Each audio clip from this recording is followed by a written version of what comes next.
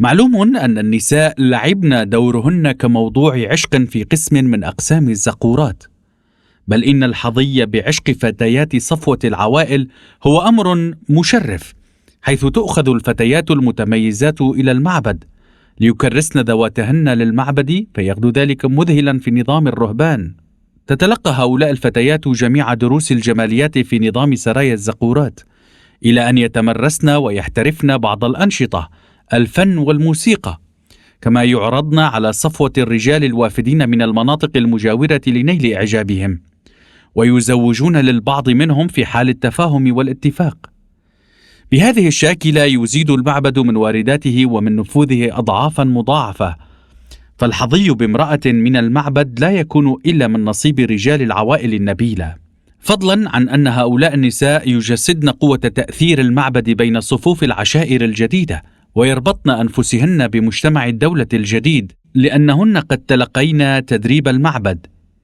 إنهن أشبه بالعملاء الأكثر إنتاجا وعطاء في مجتمع دولة الرهبان الجديدة، وهو أسلوب لا تبرح الدول تتبعه بشكل نافذ، وفي مقدمتها إسرائيل. إن تحقيق جماعية المرأة على هذا النحو يعد نموذجا أوليا لفن بيت الدعارة، فكلما زاد انحطاط المرأة كلما تحولت من إلهة المعابد النبيلة الفاضلة ومن أنثى العشق إلى أسوأ عاملة يائسة بائسة تعرض نفسها في بيت الدعارة.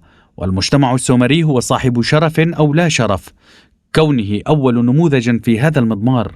لكني لن أمر على الموضوع دون القول أنه كان بالإمكان أن يكون هذا النظام مثاليا لو أنه تم الرقي به إلى مستوى أكثر تشريفا دون أن يستغل بهذه الشاكلة. فالتربية والتنشئة السليمة للفتيات أمر عسير، سواء في النظم التي تروضها المرأة الأم أو تلك التي يقودها الأب الذكر، فلا المعلومات ولا الفرص المادية مساعدة لذلك، حيث إن العناية بالمرأة تتطلب الاحتراف والإمكانات المادية. كان بالمقدور تصور معابد النساء كساحة مثالية لأجل ذلك، إلا أن المجتمع الذكوري السلطوي أسقط هذه المؤسسة بالقمع والاضطهاد. والمثال السومري يمدنا بالدروس الكافية في هذا السياق، ذلك أنه ثمة مؤسسة ينظر إليها المجتمع بعين الغبطة والسرور، ذلك أنه ثمة مؤسسة ينظر إليها المجتمع بعين الغبطة والسرور ويتسابق لتقديم فتياته إليها. وحسب اعتقادي فهو بحاله هذه يمنحنا مثالا أوليا لم يتم التوصل إليه بعد. وحسب اعتقادي فهو بحاله هذه يمنحنا مثالا أوليا لم يتم التوصل إليه بعد. فالفتيات حظين بفرص وفيرة للتطور في هذه المعابد التي يمكن تشبيهها بالمعاهد النسائية الراهنة، ولم يكن مرادهن الأساسي انتقاء أزواج لأنفسهن بقدر ما كان ريادة المجتمع والدولة الجديدين، فكنا يقدمن مساهمات لا غنى عنها لبلوغ حياة اجتماعية أكثر نبلا وهياما. ففي أي مجتمع مثالي يعد تعليم الفتيات الشابات في نظام المدارس، أي في بقعة تستلزم القدسية والعظمة، أمرا إلزاميا. نخص بالذكر أن مستوى تعليم المرأة في مؤسسة الأسرة النواة أو في نطاق العوائل الواسعة متخلف للغاية، ولا يتعدى في أهدافه تطعيم العبودية المتفشية في عموم المجتمع، مجتمع الذكور. لذا بمقدور المعاهد النسائية الحرة أن تؤدي دورها كمعابد معاصرة. سأسعى في مرافعة التي أفكر في تدوينها تحت اسم سوسيولوجيا الحرية للتطرق إلى هذا الأمر وإلى موضوع العائلة بصورة عامة. واضح أن تنظيم شؤون المرأة في الزقورات قد طور لتسخيرها في خدمة المجتمع والدولة الجديدين. هذا ما يبين بجلاء أن الكهنة فكروا بعظمة باهرة ونظموا شؤون المجتمع والدولة الجديدين على نحو أقرب إلى الكمال بحق.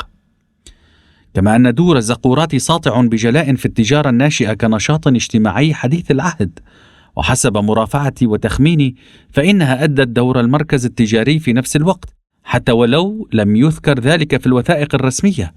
فقد يكون فائض الإنتاج والأدوات التي يبتكرها الحرفيون موضوعا للتجارة.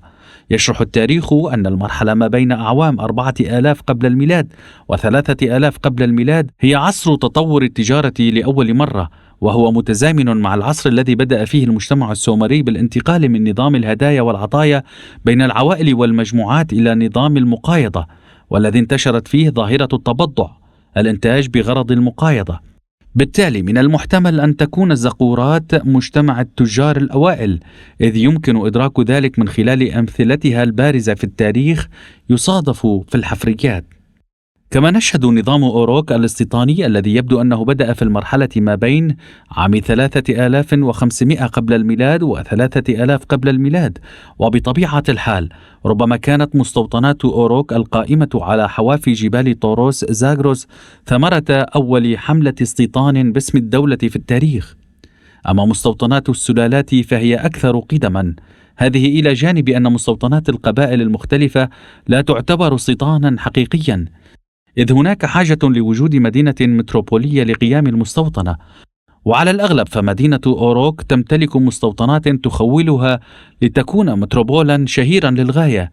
تليها في الشهرة مستوطنتا أور 3000 قبل الميلاد و2000 قبل الميلاد، وأشور 2000 قبل الميلاد و1750 قبل الميلاد.